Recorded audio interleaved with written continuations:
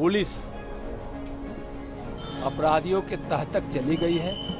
इस दुख की घड़ी में मुकेश जी के साथ हम लोग हैं। जो भी अपराधी है उस पर कठोर से कठोर कार्रवाई होगी। अपराधी लगभग पुलिस के घेरे में आ चुके हैं। आरजेडी की सरकार थी, लालू राबड़ी जी की सरकार, उस समय अपराधियों को संरक्षण मिलता था। आज अपराधियों को सजा मिलती है, पकड़े जाते हैं।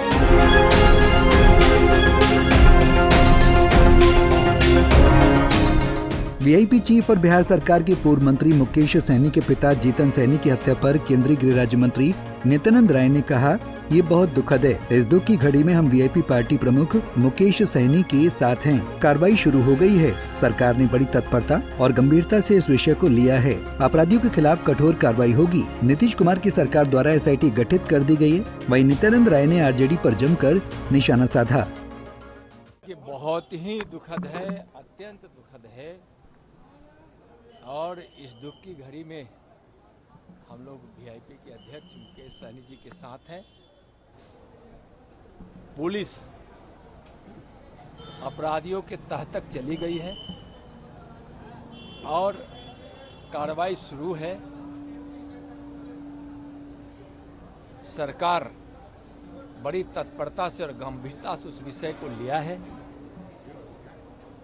इस दुख की घड़ी में मुकेश जी के साथ हम लोग हैं। जो भी अपराधी है उस पर कठोर से कठोर कार्रवाई होगी। एसआईटी माननीय नीतीश जी की सरकार गठित कर दी है और अपराधी लगभग पुलिस के घेरे में आ चुके हैं। जल्द ही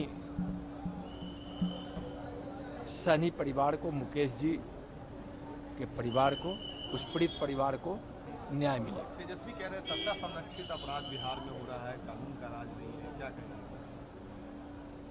अपराध को जन्म देने वाली सरकार के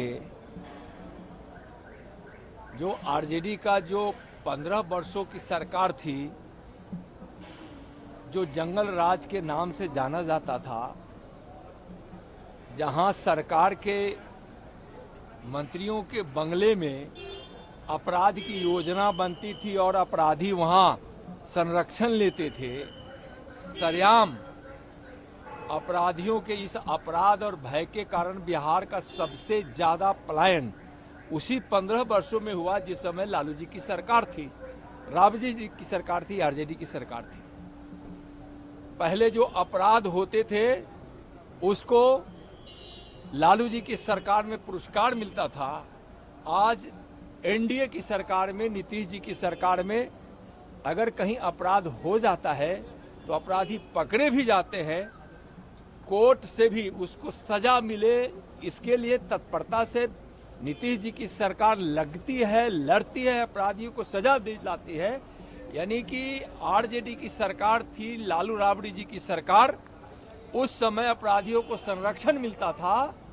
आज अपराधियों को सजा मिलती है, पकड़े जाते हैं अगर कोई अपराधी अपराध करता है। सर, सारण में ट्रिपल मर्डर, मोतिहारी में डबल मर्डर और गोपालगंज में गैंग रेप की घटना हुई है, इस पर क्या कहेंगे?